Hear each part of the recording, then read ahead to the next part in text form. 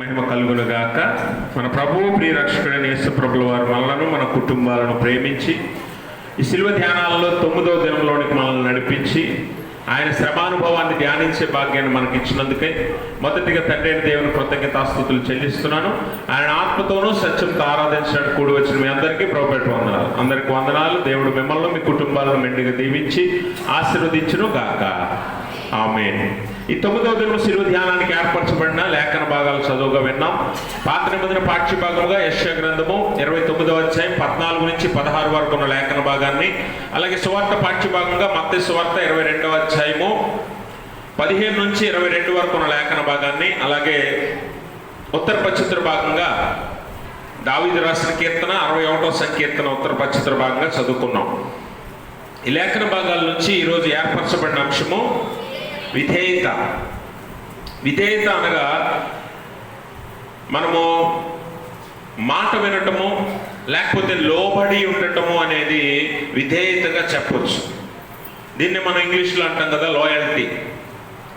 కాబట్టి విధేయత అనగా లోబడే తత్వము, మాట విని మాట చొప్పున చేయటము విధేయత అవుతుంది. అయితే ఈ విధేయత అనే అంశాన్ని ధ్యానించడానికి ఈరోజు మనకు ఏర్పరచబడిన లేఖనంలో మత్తయి సువార్త 22వ అధ్యాయాన్ని చూసినట్లయితే అందులో 15వ వచనం నుంచి 22 వరకు ఉన్న లేఖన భాగంలో యేసు ప్రభు వారికి అలాగే పరిసయ్యుల శిష్యులకు హేరోదీయులకు ఒక సంభాషణ జరుగుతుంది.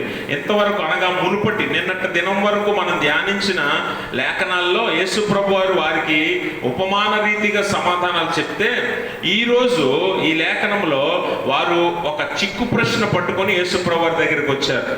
ఒక చిక్కు ప్రశ్నతో ఆయన్ని చిక్కుల్లో పెట్టాలని, మాటల్లో చిక్కుల్లో పెట్టాలని వారు యేసుప్రభు వారి దగ్గరికి ఒక ప్రశ్నను తీసుకుని వచ్చారు. అయితే మనం గమనించాలి, యేసుప్రభు వారిని చిక్కుల్లో పెట్టడానికి ప్రాముఖ్యంగా 3 గుంపులు పనిచేస్తున్నాయి అక్కడ. 1 పరిసయ్యులు, 2 సద్దుకయ్యులు, 3 హేరోదీయులు. ఇప్పుడు పరిసయ్యులు ఎవరు అని అంటే మతాధికారులు, బోధకులు అన్నమాట, అధికారులు. యెరూషలేము దేవాలయంలో అధికారులుగా, యోధా మతాధికారులుగా ప్రావీణ్యం పొందినవారు, అలాగే ధర్మశాస్త్రాన్ని బోధించేవారు అన్నమాట పరిసయ్యులు. ఇంకా సద్దూకయ్యులు ఎవరు అని అంటే సామాన్య జనాంగం, వారు ఒక గుంపు. అయితే హేరోదీయులు ఎవరు అంటే హేరోదు రాజుని రాజకీయంగా బలపరచడానికి, ఆయన అధికారానికి మద్దతు తెలుపుతూ వాని కొరకు అనగా హేరోదు కొరకు పనిచేసే గుంపు హేరోదీయులు. అర్థమైంది మీకు? 3 గుంపులు ఉన్నాయి. 1 మత గుంపు, 2 రాజకీయ గుంపు, 3 సామాన్య జనాంగం. ఈ 3 గుంపులు యేసుప్రభు వారిని చిక్కుపరచాలని, అలాగే ఆయనను తప్పుగా చూపించాలని, ఆయనను శిక్షకు లోపరచాలని చాలా ప్రయత్నాలు చేస్తూ ఉన్నాయి. అయితే నిన్నటి దాకా ఉపమాన రీతిగా వారికి సమాధానం చెప్తే ఈరోజు వారు ఒక ఆలోచన చేసుకుని వచ్చారు. ఏంటనంటే ఇప్పుడు ఆయన దగ్గరికి వచ్చింది ఎవరు అని అంటే పరిసయ్యులు, అలాగనే హేరోదీయులు. చూడండి 15వ వచనం. అప్పుడు పరిసయ్యులు వెళ్ళి మాటలలో ఆయన్ని చిక్కుపరచవలనని ఆలోచన చేయొచ్చు. నీవు సత్యవంతుడవై ఉండి దేవుని మార్గము సత్యముగా బోధించుచున్నావనియు, నీవు ఎవరిని లక్ష్య పెట్టవనియు, మోమాటము లేనివాడవనియు ఎరుగుదము. నీకేమి తోచుచున్నది? కైసరుకు పన్నిచ్చుట న్యాయమా కాదా? మాతో చెప్పుమని అడుగుటకు హేరోదీయులతో కూడా తమ శిష్యులను ఆయన యొక్కకు పంపిరి. అంటే ఇక్కడ హేరోదీయులు, పరిసయ్యులు శిష్యులు కొంతమంది కలిసి యేసుప్రభు వారి దగ్గరికి వచ్చారు. ఇక్కడ మనం గమనించాలి, ఇందాక చెప్పాను, పరిసయ్యులు ఏ గుంపు? మత గుంపు. హేరోదీయులు ఏ గుంపు? రాజకీయ గుంపు. వీరిరువురు యేసుప్రభు వారిని మతపరంగాను రాజకీయ పరంగాను ఇరికించాలని, మాటలలో చిక్కు పెట్టాలని వారు అందరూ కలిసి యేసుప్రభు వారి దగ్గరికి వచ్చినట్లుగా మనం చూస్తాం. మనం గమనించాలి, మనము ఎవరైనా సరే ఎప్పుడైనా మనల్ని పొగిడితే మనము మైమర్చిపోతూ ఉంటాం కదా, అవునా కాదా? మనల్ని ఎవరైనా పొగిడారు అనుకోండి, మనం మైమర్చిపోతూ ఉంటాం. కొన్నిసార్లు ఆ సంతోషంలో, ఆనందంలో ఏం మాట్లాడతాం మనకు తెలియదు. కొన్నిసార్లు అందుకని దేవుని వాక్యం ఉంటుంది, విస్తారమైన మాటలలో దోషం ఉండక మానదు. అందుకని మనం ఎప్పుడు కూడా సంతోషంలోనూ, ఆనందంలోనూ, ఉత్సాహంలో ఉన్నప్పుడు ఎవరికి మాట ఇవ్వకూడదు. అయితే యేసు ప్రభు వారిని వారు ఏం చేస్తున్నారంటే ముందు ఆయన్ని పొగిడి, ఆయన్ని హెచ్చించి, ఆయన మాటలలో చిక్కుపరచాలని ఒక కుటిల ప్రశ్నను తీసుకుని వచ్చారు. అందుకని అతను మొదట వారు ఆయన దగ్గరికి వచ్చి వెంటనే ప్రశ్న అడగలేదు, కానీ ఏమని అడుగుతున్నారు, ఏమంటున్నారంటే, బోధకుడా, నీవు సత్యవంతుడివై ఉండి దేవుని మార్గము సత్యముగా బోధించుచున్నావనియో, నీవు ఎవరిని లక్ష్య పెట్టవనియో, మోమాటము లేనివాడువనియో ఎరుగుదము. గమనించండి, ఆయనను వారు మొదట పొగడ్తలతో నింపుతున్నారు, ఆయన్ని హెచ్చించడానికి ప్రయత్నం చేస్తూ ఉన్నారు. అది దేవుడు ఎరిగొండడేమో అనుకున్నారు వాళ్ళు, దేవుడు ఎరిగొండడేమో అనుకున్నారు. తెలివైన ప్రశ్న ఒకటి తీసుకొచ్చాం అనుకుంటున్నారు వాళ్ళు. అందుకనే అక్కడ వారు అడిగిన ప్రశ్న ఏంటంటే, కైసరుకు పన్నిచ్చుట న్యాయమా కాదా? మీరు ఇక్కడ గమనించాలి, పరిసయ్యులు మత గుంపు, హేరోదీయులు రాజకీయ గుంపు. ఈ గుంపుల గురించి మొదట తెలియాలి. ఇప్పుడు యోధా జనాంగానికి కైసరికి ఉన్న సంబంధం ఏంటి? యోధా జనాంగం కైసరికి ఎందుకు పన్ను కడుతుంది అంటే మనం గమనించాలి, యేసుప్రభు కాలంలో యూదులందరినీ కూడా రోమా ప్రభుత్వం పరిపాలించేది. రోమా ప్రభుత్వం వారిని బానిసలుగా అణగదొక్కుతూ వారి మీద పరిపాలన చేసేది. అందుకనే యూదులైనటువంటి ఎవరికి కూడా రోమా ప్రభుత్వం అంటే ఇష్టం ఉండదు. రోమా ప్రభుత్వాన్ని యూదులందరూ అసహించుకుంటారు. ఎందుకనంటే వీరిని అణగదొక్కుతూ, వీరిని అన్యాయంగా పన్నులు వీరి దగ్గర నుంచి వసూలు చేస్తూ ఉంటుంది రోమా ప్రభుత్వం. అలా వసూలు చేయటానికి ఈ యూదుల్లో నుంచే కొంతమందిని పిలుచుకొని వారికి ఉద్యోగాలు ఇచ్చి, రోమా ప్రభుత్వం కొరకు వీరు యూదుల దగ్గర పన్ను వసూలు చేసే ఉద్యోగాలు వారికి ఇచ్చారు. అందుకే వారినే యూదుల్లో నుంచి రోమా ప్రభుత్వం కొరకు పన్ను వసూలు చేసే వారినే సుంకర్లు అన్నారు. ఎవరు? సుంకర్లు అంటాం, ట్యాక్స్ కలెక్టర్స్. ఈ సుంకర్లు ఎవరు? స్వతహాగా యూదులైనా రోమా ప్రభుత్వం కొరకు యూదులను పీడించి అన్యాయముగా పన్ను వసూలు చేస్తారు సుంకర్లు. అందుకని యూదులు సుంకర్లని పాపులు అంటారు, సుంకర్లను అసహించుకుంటారు, రోమా ప్రభుత్వాన్ని కూడా అసహించుకుంటారు. ఇది వారి పరిస్థితి, వారి నేపథ్యం. ఇప్పుడు రోమా ప్రభుత్వంకు ఏం కావాలి? యూదులు అడిగిమడిగి ఉండాలి. యూదుల్లో నుంచి ఎవడైనా ప్రభుత్వానికి వ్యతిరేకంగా మాట్లాడితే వారు రోమా ప్రభుత్వం వారు యూదుల్ని శిక్షిస్తారు. ఈ పరిస్థితుల్లో వీరు తెలివైన ఒక ప్రశ్నను పట్టుకొచ్చాం అనుకుని యేసుప్రభు వారి దగ్గరికి వచ్చి ఏమడుగుతున్నారంటే, కైసరుకు పన్నిచ్చుట న్యాయమా కాదా? ఇది మాకు చెప్పు, నీకేం తోచుతుంది అంటే చాలా తెలివిగా, నిన్ను మేము విమర్శించట్లేదు కానీ నువ్వు చాలా తెలివైన వాడివి, నువ్వు సత్యవంతుడువు, సత్య మార్గాన్ని చక్కగా బోధించేవాడువు, మోమాటం లేనివాడువు, ఎవరిని లెక్క చేయనివాడువు, నువ్వు యథార్థంగా బ్రతుకుతావు నువ్వు అని యేసుప్రభు వారిని హెచ్చించి, నీకేం తోచుతుంది, కైసరికి పన్ను ఇవ్వటం న్యాయమేనా కాదా అని అడిగారు. యేసుప్రభు వారు వారి హృదయ కాఠిన్యాన్ని ఎరిగి ఉన్నాడు. అందుకని ఆ కింద ఏమంటాడంటే, యేసువారి చెడుతనం ఎరిగి వేషధారులారా నన్నెందుకు శోధించుచున్నారు, గమనించండి, మొదటి నుంచి యేసుప్రభు వారు ఎప్పుడైతే పరిచర్య ప్రారంభించాడో అప్పటి నుంచి యేసుప్రభు వారిని అపవాది పరిసయ్యులు, శాస్త్రులు, సద్దూకయ్యుల రూపంలో ఎన్నోసార్లు శోధిస్తూనే ఉన్నారు. అలాగా ఇప్పుడు కూడా ఆయన శోధించడానికి వచ్చి కైసరుకు పన్నిచ్చుట న్యాయమా కాదా అని ఒక కుటిల ప్రశ్న యేసుప్రభు వారిని అడగటం మనం చూస్తాం. యేసుప్రభు వారు చెప్పిన సమాధానము వారు చాలా ఆశ్చర్యపోయారనమాట. వారికి ఆశ్చర్యాన్ని కలిగించింది. ఇలా చెప్తాడని ఊహించలేదు వారే మేమే తెలివైన వారమో, మేమే జ్ఞానవంతులమో అని అనుకున్నారు. మేమే తెలివైన వారము, జ్ఞానవంతులము అనుకుని వారు ఆ ప్రశ్న అడిగేసరికి యేసుప్రభు వారు చెప్పే సమాధానము వారికి ఆశ్చర్యాన్ని కలిగించింది. అందుకనే చదువుకున్న యెషయా గ్రంథము 29వ అధ్యాయము 14వ వచనంలో దేవుడు కాగా నేను మరలా ఈ జనుల ఎదుట ఒక ఆశ్చర్యకార్యము జరిగింతును, బహు ఆశ్చర్యముగా జరిగింతును, వారి జ్ఞానుల జ్ఞానము వ్యక్తమగును, వారి బుద్ధిమంతుల బుద్ధి మరుగైపోవును. చాలండి, వారి జ్ఞానుల జ్ఞానము వ్యర్థమవుతుంది, బుద్ధిమంతుల బుద్ధి మరుగైపోతుంది. అంటే ఇది చాలా తెలివైన వాళ్ళు అనుకుని యేసుప్రభు వారి దగ్గరికి వచ్చి ఒక తెలివైన ప్రశ్న అడిగామనుకొని ఒక కుటిల ప్రశ్న అడిగారు. ఆ కుటిల ప్రశ్నకు యేసుప్రభు వారు చెప్పిన సమాధానానికి వారి జ్ఞానం ఎగిరిపోయింది, బుద్ధి పటాపంచలైపోయింది. వారు అక్కడి నుంచి వెళ్ళిపోయారు, ఆయన వదిలేసి. అందుకని ఇక్కడ యేసుప్రభు అడుగుతున్నాడు, ఒక పన్ను రోగ నాకు ఒకసారి చూపించండి అని అన్నాడు. అంటే వారు ఒక దేనారం ఆయన దగ్గరికి తీసుకుని వచ్చారు. ఒక దేనారము ఆయన దగ్గరికి తీసుకుని వచ్చారు. ఆ దేనారమును చూపించి వారిని మళ్ళీ ప్రశ్న అడుగుతున్నాడు. దీని మీద పై రూపము చేవ్రాత ఎవరిది అని అడిగాడు. ఎవరిది అని అడిగాడు. దాని మీద కైసరిది. పై రూపము కైసరు సంతకము దాని మీద ఉంటాయి.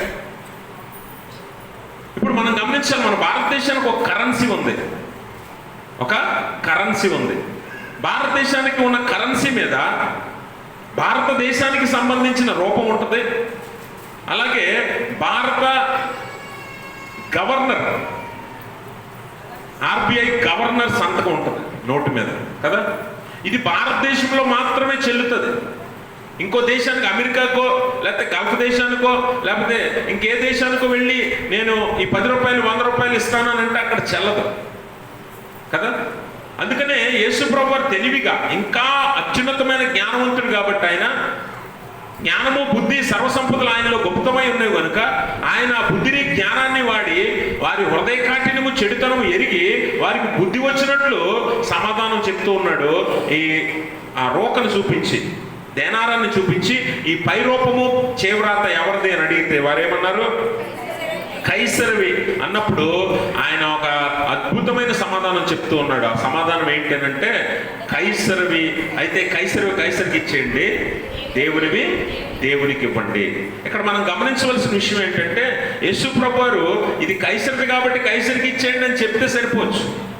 కానీ ఎందుకు దేవునివి కూడా దేవునికి ఇవ్వండి అని చెప్పాడంటే, వారు కైసరికి అనగా అధికారులకి ప్రభుత్వానికి లోబడుతున్నారు, విధేయత చూపిస్తున్నారు. కానీ ప్రభుత్వానికి చూపించిన విధేయత దేవునికి చూపించట్లేదు. అందుకే వారి చెడుతనం ఎరిగి, అందుకే మొదట అంటాడు, మీరెందుకు నన్ను శోధించుచున్నారు? వేషధారులారా, మీరు ఎందుకు నన్ను శోధించుతున్నారు? భక్తి కలిగినట్లుగా దేవుని దగ్గర నటిస్తున్నారు, దేవుడిని హెచ్చిస్తున్నారు, పొగుడుతున్నారు, గణపరుస్తున్నట్టుగా కనిపిస్తున్నారు, కానీ మీరు వేషధారులే. అందుకే దేవునివి దేవునికి ఇవ్వటం మానేశారు. మీరు దేవుని ఎదుట నీ విధేయత పాడైపోయింది. నువ్వు దేవునికి విధేయత చూపించకుండా మనుషులకు, నువ్వు ప్రభుత్వానికి అధికారులకు చూపిస్తున్నావు విధేయత. అయితే ఇప్పుడు దేవుడు ఏం చెప్పాడు సమాధానం? కైసరివి కైసరికి ఇవ్వండి, ప్రభుత్వానికి అధికారులకు మీరు విధేయత చూపించండి, అలాగే దేవునివి దేవునికి ఇవ్వండి. అంటే దేవునికి కూడా నువ్వు విధేయత కలిగి ఉండాలి, దేవునికి కూడా నువ్వు విధేయత కలిగి ఉండాలి. ఎందుకనంటే, అందుకనే ప్రభుత్వానికి ఈరోజు భారతదేశ ప్రభుత్వము క్రింద మనం బ్రతుకుతున్నాం. భారతదేశ ప్రభుత్వాన్ని మనము గౌరవించాలి, ఆ ప్రభుత్వ నియమ నిబంధనలు మనం పాటించి బతకాలి. అలాగే అధికారులకు, పై అధికారులందరికీ మనం లోబడి ఉండాలి. దేవుని వాక్యం అంటది కదా, మనము రోమపత్రిక 13వ అధ్యాయము మొదటి నుంచి చదివినట్లయితే, ప్రతివాడును పై అధికారులకు లోబడి ఉండవలను, ఏలయనగా దేవుని వలన కలిగినది తప్ప మరి ఏ అధికారము లేదు. ఉన్న అధికారులు దేవుని వలన నియమింపబడి ఉన్నారు కాబట్టి అధికారమును ఎదిరించువాడు దేవుని నియమాన్ని ఎదిరించినట్లుగా. అంటే ఈరోజు ప్రభుత్వానికి వ్యతిరేకంగా, ప్రభుత్వాన్ని ఎదిరించి నువ్వు బ్రతకూడదని యేసుప్రభు చెప్పకనే చెప్తున్నాడు. అందుకే కైసరివి కైసరికి ఇవ్వండి, కైసరికి పన్ను చెల్లించండి. ఈరోజు భారతదేశ ప్రభుత్వం కింద మనం బ్రతుకుతున్నాం. రాష్ట్ర ప్రభుత్వం అవ్వచ్చు, కేంద్ర ప్రభుత్వం అవ్వచ్చు. ఈ ప్రభుత్వం కింద మన మీద పై అధికారులు ఉన్నారు. మన మీద పై అధికారి, గ్రామానికి ఒక అధికారి, ఇందాక ఆల్రెడీ మన శిల్వ ధ్యానాల్లో నేను చెప్పాను, గ్రామానికి ఒక అధికారి ఉంటాడు, రాష్ట్రానికి ఒక నాయకుడు ఉంటాడు, అలాగనే దేశానికి ఒక అధికారి ఉంటాడు. వీరందరి కింద మనం బ్రతుకుతున్నప్పుడు వారిని మీరు గౌరవించాలి, వారికి మీరు విధేయత చూపించాలి. ఎందుకంటే ఆనాడు రోమా ప్రభుత్వము యూదులందరి మీద, ఇశ్రాయేలీల మీద వారు ప్రభుత్వం చేస్తున్నప్పటికీ వారికి ఏర్పరిచిన ప్రతి సదుపాయాన్ని, సౌలభ్యాన్ని వారు వినియోగించుకుంటారు కనుక పన్నులు వేశారు. ఈరోజు భారతదేశంలో బ్రతుకుతున్న మనకి మీరందరికీ ఇంటి పన్ను వస్తుందా? వస్తుంది కానీ కట్టమండి మేము అంటారా? ఏమండి, వస్తుంది కానీ కట్టమంటారా? కడతారా? కుళాయి పన్ను వస్తుందా? కడతారా? కరెంటు బిల్లు వస్తుందా? కడతారా? కరెంటు నీకు నువ్వు తయారు చేసుకుంటూ పెట్టి, ఏమండి, కరెంటు నీకు నువ్వు తయారు చేసుకుంటావా? ఎవరు తయారు చేయాలి? ప్రభుత్వమే తయారు చేసి నీకు ఇస్తుంది. నీకు ఆ సౌకర్యాన్ని కల్పించింది కాబట్టి దానికి చెల్లించాల్సింది ప్రభుత్వానికి నువ్వు చెల్లించాలి. అవునా? మంచినీళ్ళు నువ్వు ఇంట్లో తయారు చేసుకుంటావా? మరి మంచినీళ్ళు ఎక్కడి నుంచి వస్తున్నాయి? నీకు ప్రభుత్వం నుంచి వస్తున్నాయి. దానికి తగిన వాటర్ ట్యాంకులని, పైప్ లైన్లని ప్రభుత్వం ఏర్పరిచింది కాబట్టి నీకు ఇస్తున్న సదుపాయానికి నువ్వు చెల్లించాల్సింది ప్రభుత్వానికి చెల్లించాలి కదా. కాబట్టి పై అధికారులకు లోబడి ఉండండి. అధికారాలు ఎవరు నియమించారట? దేవుడే నియమించాడు. కనుక అధికారమును ఎదిరించేవాడు దేవుని నియమమును ఎదిరించినట్టు. అందుకే యేసుప్రభువు చాలా చక్కగా వారికి బుద్ధి వచ్చినట్లు సమాధానం చెప్పాడు. ప్రభుత్వానికి విధేయత చూపండి, అదే సమయంలో దేవునికి కూడా విధేయత చూపండి. ప్రభుత్వానికి చెల్లించాల్సిన ప్రభుత్వానికి చెల్లించండి, దేవునికి చెల్లించాల్సిన దేవునికి చెల్లించండి. అలాగే ప్రభుత్వానికి మీరు విధేయత కలిగి ఉండడమే కాదు, కానీ ప్రభుత్వంతో కలిసి పనిచేయాలట. ప్రతి క్రైస్తవ విశ్వాసి, ప్రతి బాధ్యత కలిగిన పౌరుడు ఏం చేయాలట? ప్రభుత్వంతో కలిసి పనిచేయాలట. ప్రభుత్వానికి వ్యతిరేకంగా కాదు, ప్రభుత్వంతో కలిసి పనిచేయాలి. అందుకనే తీతు పత్రిక 3వ అధ్యాయం 1వ వచనంలో మనం చదివినట్లయితే, అధిపతులకును అధికారులకును లోబడి విధేయులుగా ఉండవలననియు ప్రతి సత్కార్యము చేయుటకును సిద్ధపడి ఉండవలననియు మనుషులందరి ఎడల సంపూర్ణమైన సాత్వికమును కనపరచుచు, ఎవరిని దూషింపక, జగడమాడని వారును శాంతులనై ఉండవలనని. గమనించండి, అధిపతులకు అధికారులకు లోబడి విధేయులుగా ఉంటూ ప్రతి సత్కార్యము చేయుటకు ఏం చేయాలట? మనము సిద్ధపడి ఉండాలి. అనగా ప్రభుత్వంతో మనము కలిసి పనిచేసి ప్రభుత్వానికి మనం విధేయతగా ఉండాలి. ప్రభుత్వం అంటే ఆ పార్టీ కాదు, నేను చెప్తుంది అర్థమైందా? పార్టీలు కాదు, అధికారులకు. ప్రభుత్వం అంటే అధికారులు. మనపై అధికారులకు మనం లోబడి విధేయత కలిగి ప్రతి సత్కార్యానికి మనము సహకరించినట్లు సిద్ధపడి ఉండాలి. ప్రభుత్వానికి విధేయత చూపాలి, అలాగనే అధికారులకు లోబడి ఉండి వారితో సత్కార్యములో సిద్ధపడి మనము కూడా పనిచేయాలి. ప్రభుత్వానికి సహకరించాలి. అందుకనే ఇంకొక మాట పేతురు భక్తుడు అంటాడు, మీ పై అధికారుల కొరకు, రాజుల కొరకు, అధిపతుల కొరకు మీరు ప్రార్థన చేయండి. 1 పేతురు పత్రిక 2వ అధ్యాయము 13వ వచనంలో మనము మనుషులు నియమించు ప్రతి ప్రభు నిమిత్తమై లోబడి ఉండండి. రాజు అందరికీ అధిపతి అనియు, నాయకులు దుర్మార్గులకు ప్రతిదండన చేయుటకును సన్మార్గులకు మెప్పు కలుగుటకును రాజు వలన పంపబడిన వారనియు వారికి లోబడి ఉండండి. గమనించారా? వారికి లోబడి ఉండండి. ఎందుకంటే ప్రభుత్వ అధికారులు ఎవరట? దుర్మార్గులకు శిక్షించేవారు, అలాగనే సన్మార్గులకు మెప్పు కలిగ చేసేవారు. కాబట్టి వారికి మీరు లోబడి ఉండాలి. దేవుడు ఏర్పరిచిన నియమం ఇది. మన ప్రభుత్వము మనందరికి మేలు చేయనట్లుగా మనము వారికి సహకరించి విధేయత కలిగి వారికి చెల్లించాల్సినవి వారికి చెల్లించాలి. ఇది దేవుని యొక్క నియమము. అయితే దేవుడు 2 చెప్పాడు. ఒకటి, ప్రభుత్వానికి ఇవ్వవలసిన ప్రభుత్వానికి ఇచ్చేయండి, కైసరికి ఇచ్చేయండి. రెండోది ఏంటి? దేవునికి ఇవ్వండి. ఇప్పుడు మరి దేవునివి ఏంటి? ఇప్పుడు ఆ రోక మీద, ఆ దేనారం మీద కైసర్ బొమ్మ ఉంది, కైసర్ సంతకం ఉంది. కాబట్టి కైసరికి ఇవ్వండి, ఇవ్వాల్సినవి కైసరికి ఇచ్చేయండి. మరి దేవునివి దేవునికి ఇవ్వమని అడుగుతున్నాడు కదా. ఒకసారి మనం లేఖనం చూద్దాం. మలాకీ గ్రంథం 3వ అధ్యాయం 10వ వచనం చదువుదాం. మలాకీ గ్రంథం 3వ అధ్యాయం 10వ వచనంలో, నా మందిరములో ఆహారం ఉండునట్లు 10వ భాగమంతయు మీరు నా మందిరపు నిధులలోనికి తీసుకొని రండి. దీని చేసి మీరు నన్ను శోధించిన ఎడల నేను ఆకాశపు వాకిండ్లను విప్పి పట్టజాలనంత విస్తారముగా దీవెనలు కుమ్మరించదనని సైన్యములకు అధిపతి యెహోవా సెలవిచ్చుచున్నాడు. గమనించారా? నా మందిరములో ఏముండాలట? ఆహారం ఉండున్నట్లు, సమృద్ధి ఉండున్నట్లు ఏం చేయమంటున్నాడు? 10వ భాగము మీ రాబడిలో, మీ సంపాదనలో 10వ భాగాన్ని దేవుని ఆలయానికి తీసుకొని రండి. అప్పుడు మీరు నన్ను శోధించిన ఎడల నేనేం చేస్తాను? ఆకాశపు వాకిళ్లను విప్పి పట్టజాలనంత ఆశీర్వాదాలను మీకు నేను కుమ్మరిస్తాను. ఈరోజు ప్రభుత్వానికి ఇస్తున్నారా లేదా? ఇస్తున్నారా? కరెంటు బిల్లు కరెక్ట్గా కడుతున్నారా లేదా? కట్టకపోతే ఏమవుతుందో మనందరికీ తెలుసు కదా. నేను కట్టలే అనుకుంటారు ఎవరైనా? కుళాయి బిల్లు కట్టకపోతే ఏమవుతుందో మీ అందరికీ తెలుసు. కొన్నిసార్లు మనం ఏం చేస్తామంటే ఆడొచ్చి లాక్కుపోయేదాకా ఎందుకు, ఒక 2 రోజులు ముందే కట్టేద్దామని వాడికంటే తెలివిగా ముందే మనం కట్టేస్తుంటాం. అవునా కాదా? మరి ఇన్ని ప్రభుత్వానికి ఇవ్వవలసిన సక్రమంగా సమయం ముందే నువ్వు చేస్తున్నావు కదా, మరి దేవునికి ఇస్తున్నావా? లేకపోతే దేవునివే దొంగిలిస్తున్నావా? ఇక్కడ దేవునికి ఇవ్వవలసినవి అంటే కేవలము నీ సంపాదనో నీ దశమ భాగము మాత్రమే కాదు, గుర్తుపెట్టుకోవాలి. దేవునికి ఇవ్వవలసినవి కేవలము ని ధనమో దశమ భాగమో కాదు, అర్పణలో కానుకలో కాదు, వాటితో పాటు దేవునివేవి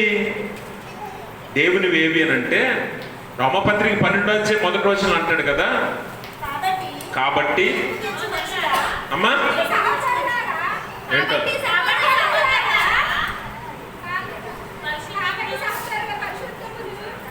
కాబట్టి సహోదరులారా, పరిశుద్ధమును దేవునికి అనుకూలమునైన సజీవ యాగముగా మీ శరీరములను ఆయనకు సమర్పణ అంటే ఏంటి? అర్పణే కదా. అర్పణేనా అంటే ఇప్పుడు ఆయన ఏమంటున్నాడు? మీ శరీరాలను సజీవ యాగాలుగా సమర్పించండి, ఆయనకి ఇవ్వండి. ఎవరికి ఇవ్వాలి? ఆయనకి ఇవ్వండి. అంటే మీరేం చేయాలి? మీ జీవితాన్ని, మీ సమయాన్ని, మీ హృదయాన్ని, మీ శక్తి బలాన్ని దేవునికి మీరు అర్పణగా ఇవ్వాలి. అర్థమైంది మీకు? మీ దేవునికి ఇవ్వాలి. ఈ బ్రతికిచ్చింది ఎవరు? నిన్ను పుట్టించింది ఎవరు? పోషిస్తున్నది ఎవరు? సంపాదన ఇచ్చింది ఎవరు? ఉద్యోగం ఇచ్చింది ఎవరు? ఇల్లు ఇచ్చింది ఎవరు? ఆరోగ్యం ఇచ్చింది ఎవరు? నీకు ఇంత జీవితకాలం ఇచ్చింది ఎవరు? ఇవన్నీ దేవుడివే. అవునా కాదా? ప్రభుత్వం నీకు ఇస్తుందా? నువ్వు 70 ఏళ్ళు బతుకు, నువ్వు 80 ఏళ్ళు బతుకు అని ప్రభుత్వం ఇవ్వగలదా? ప్రభుత్వం ఏమి ఇవ్వగలదు? నీకు కావాల్సిన సౌకర్యాలు ఇవ్వగలదు. అందుకే దానికి తగినట్టు ప్రభుత్వానికి మరి నీకు జీవితం ఇచ్చింది, అలాగే నీకు ఆయుష్నిచ్చింది, శక్తినిచ్చింది, ఆరోగ్యాన్ని ఇచ్చింది. ఇవన్నీ ఎవరు? దేవుడిచ్చాడు. దావీదు భక్తుడు అంటే 139వ కీర్తనలో, నీవు నన్ను పుట్టించిన విధము చూడగా నా అంతరింద్రియములను నీవే కలుగజేసితివి. నా అంతరింద్రియములను నీవే కలుగజేసితివి అంటే నీ హృదయము, నీ శరీరము, అలాగనే నీ సమయము, అలాగనే నీ జీవితము, నీ తెలివి, జ్ఞానము అన్నీ కూడా ఎవరికి ఇవ్వాలి? నువ్వు ఇవి దేవునివి. నీ ధనముతో నీ దశమ భాగమే కాదు కానీ లేకపోతే ఆర్థిక సహాయమే కాదు కానీ నీ శరీరము, నీ ఆరోగ్యము, లేకపోతే నీ తెలివి, నీ జ్ఞానము, సమయము కూడా దేవునికి ఇవ్వాలి. ఇప్పుడు చెప్పండి, చక్కగా ప్రభుత్వానికి చెల్లిస్తున్నాం, బాగానే ఉంది. దేవుడు చెప్పిన ఒక మాట నెరవేరుస్తున్నాం.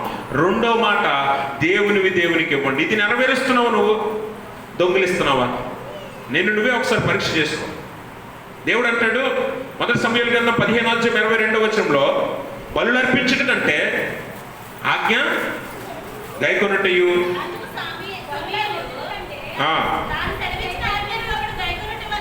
తాను సెలవిచ్చిన ఆజ్ఞను ఒకడు గైకొనుట వలన యెహోవా సంతోషించినట్లు ఒకడు దహన బలులను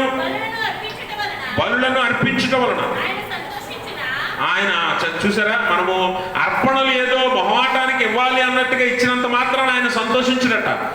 ఎప్పుడు సంతోషిస్తాడు? ఆయన ఆజ్ఞను మాటను విన్నప్పుడు. బలు అర్పించడం కంటే మాట వినుట శ్రేష్టము అని దేవుని వాక్యం చెప్పినట్లుగా ఆయన మాట వినాలి. ఆయన ఇప్పుడు ఏం చెప్పాడు యేసుప్రభు వారు? ప్రభుత్వానికి ఇవ్వండి, ఇస్తున్నాం. ఇది ఇస్తున్నారు కదా అందరూ, ప్రభుత్వానికి ఇస్తున్నారా? రెండోది ఏం చెప్పాడు ఆయన? దేవునికి ఇవ్వండి. మరి దేవునికి ఇస్తున్నారా? మీరు ఇస్తున్నారా? అంటే దేవుడు అడగడనా? దేవుడు అడగడనా? లేకపోతే చూడటనా? యెషయా గ్రంథం 29వ అధ్యాయంలో చదువుకున్నాం కదా, 15వ వచనం చదవండి. తమ ఆలోచనలు యెహోవాకు కనబడకుండా లోపల వాటిని మరుగు చేయి చూచు వారికి శ్రమ. మమ్మును ఎవరు చూచెదరు? మా పని ఎవరికి తెలియను అనుకుని చీకటిలో తమ క్రియలు జరిగించు వారికి శ్రమ. అయ్యో మీరెంత మూర్ఖులు. గమనించారా? మన పనులు, మన ఆలోచనలు, తలాంతులు దేవుడికి తెలియదు అనుకుంటున్నారు మనం చాలా మంది. అందుకే పాస్టర్ గారు చూస్తారా, సంఘ పెద్దలు చూస్తారా, సంఘం చూస్తుందా కానుక మనం ఎంత వేస్తున్నామో? చూస్తారా? చెప్పండి. పెద్ద నోటు అయితే కనిపించేలా వేస్తారు కొంతమంది, చూడాలి మేము ఎంత వేస్తున్నాం అని చెప్పడానికి. చిన్నదనుకోండి, చెయ్యి తప్ప నోటు కనిపించదు కదా, చెయ్యి అంతా కానుక సంచిలోకి వెళ్ళిపోతుంది. ఎందుకు ఎంత వేసామో ఎవరికి తెలియకూడదు. అవునా? అవునా కదా? నువ్వు ఎలా ఇవ్వాలట? కొరింథీ పత్రికలో అపొస్తలుడైన పౌలు అంటాడు, వాస్తవానికి పాత నిబంధనలో దేవుడు దశంభాగం ఏర్పాటు చేశాడు, నీకు నాకు దశంభాగం ఇవ్వమని చెప్పలా. అలాగని దశంభాగం కంటే ఎక్కువ ఇవ్వమని చెప్తున్నాడు. చూడండి, 1 కొరింథీ పత్రిక 2 కొరింథీ పత్రిక 9వ అధ్యాయం 7వ వచనం చదువుదాం. సనుగు కొనకయు అమ్మా బలవంతంగా కాకయు ప్రతి ఒక్కడు తన హృదయంలో నిశ్చయించుకొనిన ప్రకారము ఎలా ఇవ్వాలట? హృదయంలో నిశ్చయించుకున్న ప్రకారం ఇవ్వలను. ఇప్పుడు నీ హృదయంలో ప్రేరేపణ వచ్చిన కొలది మీరు ఇవ్వాలి. దశంభాగమే కాదట, అంతకంటే ఎక్కువ ప్రేరేపణ వస్తే అంతే ఇవ్వాలట. ప్రేరేపణ వచ్చిన కొలది ఇవ్వాలట. ఇప్పుడు 100 రూపాయలు తెచ్చుకున్నాం, మామూలుగా పాత నిబంధనలు అయితే 10 రూపాయలు ఇవ్వమన్నాడు దేవునికి. కానీ నీకు ప్రేరేపణ వచ్చింది, 30 ఇవ్వాలనుకున్నావు, లేకపోతే 20 ఇవ్వాలనుకున్నావు, ఇవ్వాలి ప్రేరేపణ బట్టి. అంతేగాని బలవంతంగాను సనుగు కొనక నువ్వు ఇవ్వకూడదు. చాలా మంది ఏం చేస్తారంటే ఆదివారం చర్చకో లేకపోతే ఇలాగా దశంభాగాలకో శుక్రవారమో ఆరాధనకో వచ్చినప్పుడు ఏదో చర్చికి వెళ్తున్నాం కాబట్టి 10 రూపాయలు 20 రూపాయలు జోబులు వేసుకొని వచ్చే వాళ్ళు ఉన్నారు విసుగ్గా కదా. అంటే వెళ్ళాలి, అక్కడికి వెళ్తే కానుక వెయ్యాలి కాబట్టి 10 20 జోబులు వేసుకొని వెళ్ళాలి, తప్పదు అన్నట్లుగా చిరాగ్గా విసుగ్గా సనుక్కుంటూ బలవంతంగా చాలా మంది తీసుకొస్తారు కానుకలు. అది దేవుడు అంగీకరించడట. అందుకని మీరు ఇచ్చేది ఎలా ఇవ్వాలట?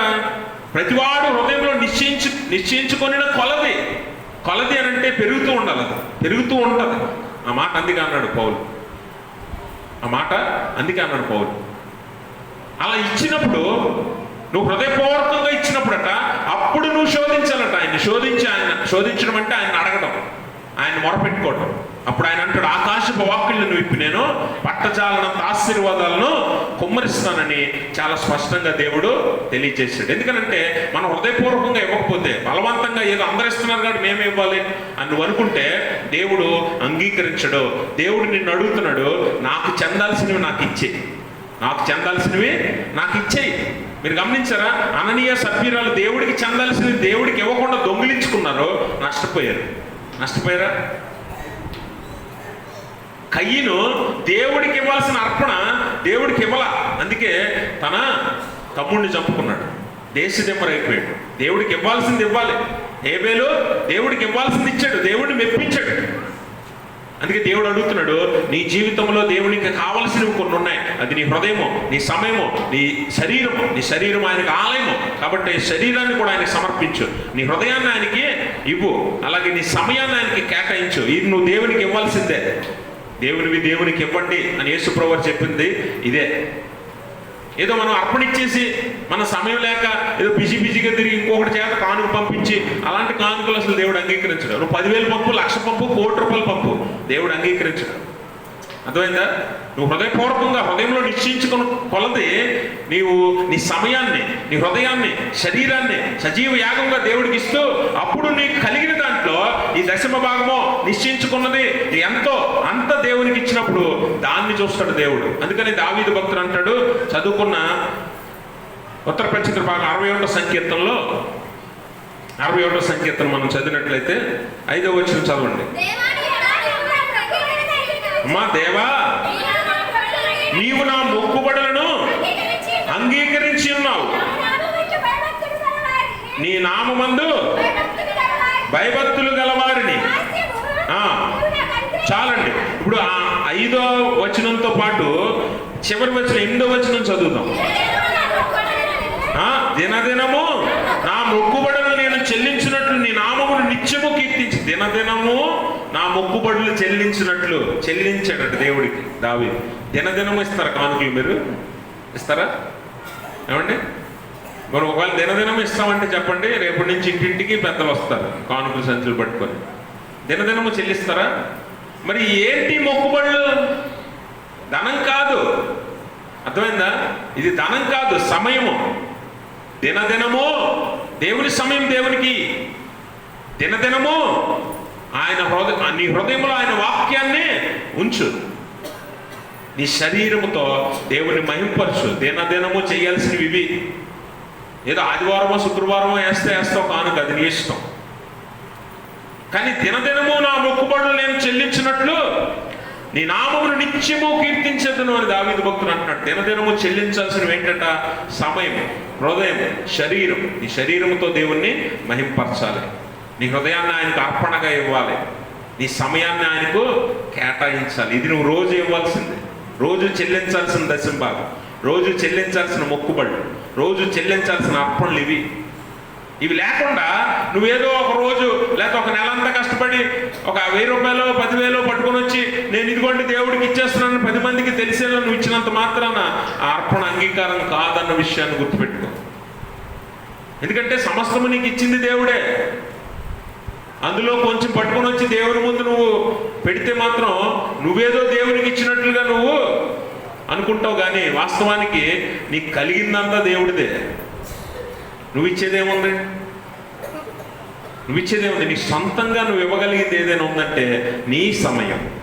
దేవుడు నీకు ఇచ్చింది నీ సమయం. ఆ సమయాన్ని దేవుడికి. నీ శరీరం, దాంతో దేవుని మహింపరచు. దేవుడు నీకు ఇచ్చింది హృదయం, మంచి మనసు. ఆ మనసులో దేవుని వాక్యాన్ని, హృదయంలో దేవుని వాక్యాన్ని నింపి దేవుని మహిమకరంగా జీవించు. అందుకే దేవునికి ఇవ్వండి. మీరు ఇవ్వట్లేదు, మీరు విధేయత చూపట్లేదు దేవునికి. ప్రభుత్వానికి అయితే విధేయత చూపిస్తారు. ఎందుకంటే వాడు కఠినంగా ఉంటారు. ప్రభుత్వ అధికారులు ఎలా ఉంటారు? కఠినంగా ఉంటారు. ఇంటి పని కట్టలేదు అనుకోండి, జప్తు చేసేస్తారు. అవునా? కొలాయి పని కట్టలేదు అనుకోండి, కనెక్షన్ కట్ చేస్తారు. కరెంటు బిల్లు కట్టలేదు అనుకోండి, చీకటిమయం అయిపోద్ది ఇల్లంతా. ప్రభుత్వం అలా ఉంటుంది. అంటే మంచివారి పట్ల మెప్పు కలిగినట్లు, చెడ్డవారి పట్ల శిక్షించినట్లు ప్రభుత్వం పనిచేస్తుంది. దేవుని నియమమే అది. దేవుడు ఏర్పరిచింది. అందుకు పోలీసులు లేకపోతే దొంగలు మన ఇళ్ళలో దోచుకుని వెళ్ళిపోరా? కాబట్టి దేవుడు ఏర్పరిచిన నియమం అది.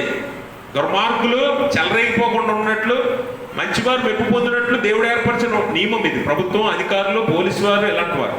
కాబట్టి వారు కఠినంగానే ఉంటారు కొన్నిసార్లు. అందుకే వారి పట్ల నువ్వు విధేయత చూపిస్తావు, చేయాల్సిన సమయానికి చేస్తావు. మరి దేవుని పట్ల అధికారాలన్నిటికీ పై అధికారే, అందరికీ అధిపతి అయి ఉన్నాడే, సర్వోన్నతమైన దేవుడై ఉన్నాడే, అత్యున్నత సింహాసనం మీద ఆయన కూర్చొని ఉన్నాడే.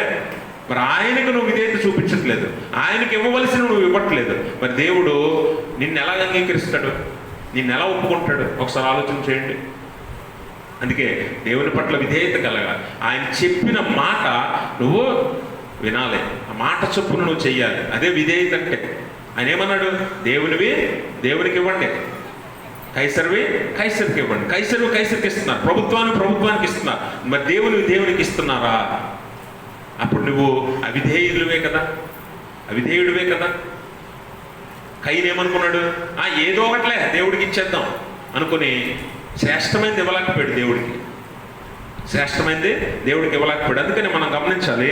దేవుని వాక్యం అంటుంది, సామెతల గ్రంథం 3వ అధ్యాయము 9వ వచనంలో, నీ రాబడి అంతట్లోనూ దశమ భాగాన్ని, నీ రాబడి అంతట్లోనూ ప్రథమ ఫలమును నీ ఆస్తిలో భాగమును ఇచ్చి యెహోవాను గణపరచుము. అప్పుడు నీ కొట్లలో ధాన్యం సమృద్ధిగా నుండును, నీ గానుగల్లో నుండి కొత్త ద్రాక్షారసం పైకి పొరలి పారును. గమనించండి, దేవుడు అంటున్నాడు, నీకు ఇచ్చిన శ్రేష్టమైన ఫలాన్ని దేవునికి, ప్రథమ ఫలాన్ని దేవునికి.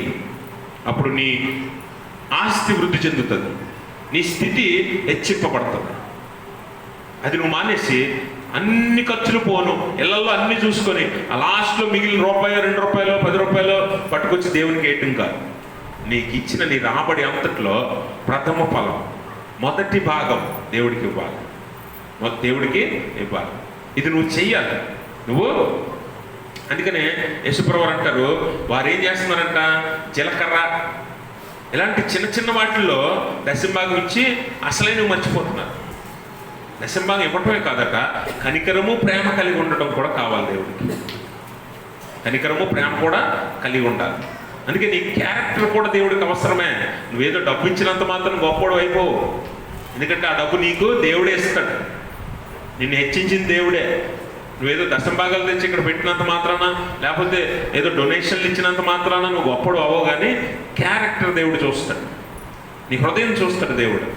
నువ్వు దేవుడికి సమయం ఇస్తున్నావా లేదా చూస్తాడు, అప్పుడు నిన్ను ఆశీర్వదిస్తాడు. కాబట్టి గమనించండి ప్రభునందు ప్రియమైన స్నేహితులారా, మనము దేవునికి ఇవ్వవలసినవి దేవునికి ఇవ్వాల్సిందే. దేవుడు నీకు ఇచ్చాడు, అందులోంచి అడుగుతున్నాడు దేవుడు, నువ్వు ఇవ్వా? ఏమండి, ఇప్పుడు అబ్రహాముని చూసాం. అబ్రహాముకి కుమారులు లేరు. దేవుడు అన్నాడు, నేను నీకు కొడుకునిస్తాను, నేను నీకు కొడుకునిస్తాను అన్నాడు. కొడుకునిచ్చేసరికి అబ్రహాం సంతోషించాడు, దేవుని మహిమపరిచాడు.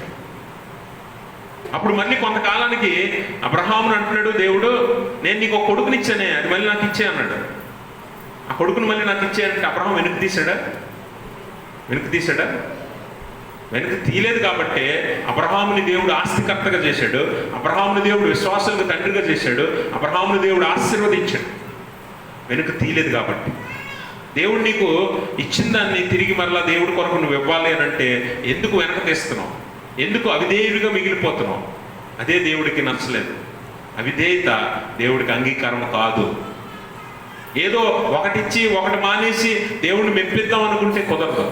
అబ్రహాము తన ప్రియ కుమారుణ్ణి, ఏకైక కుమారుని ఇవ్వడానికి వెనక్కి తీయలేదు. అబ్రహాము దశంభాగం కూడా ఇచ్చాడు. 14వ అధ్యాయం ఆదికాండం 18వ వచనం అంటాడు, షాలేము రాజైన మెల్కీసెదెకు రొట్టెను ద్రాక్షారసమును తీసుకొని వచ్చాడు. అతడు సర్వోన్నతుని దేవునికి యాజకుడు. అప్పుడు అతడు అబ్రహామును ఆశీర్వదించి ఆకాశమునకు భూమికిని సృష్టికర్తయు సర్వోన్నతుడైన దేవునికి అబ్రహాము ఆశీర్వదించబడును గాకనియు, నీ శత్రువులను నీ చేతికి అప్పగించిన సర్వోన్నతుడు దేవుడు స్తుతింపబడును గాకనియు చెప్పాను. అప్పుడు అతడు అన్నిటిలో ఇతనికి 10వ వంతు ఇచ్చెను. గమనించారా? మొట్టమొదటి యాజకుడు షాలేము రాజు, అనగా యేసుప్రభు వారికి. మెల్కీసెదెకు యేసుప్రభు వారికి సాదృశ్యం. యేసుప్రభు వారి యాజకుడు, ప్రధాన యాజకుడు. ఆయన యాజకుడుగా రొట్టె ద్రాక్షారసమును అబ్రహాం దగ్గరికి తీసుకొస్తే అబ్రహాము దీవించబడ్డాడట.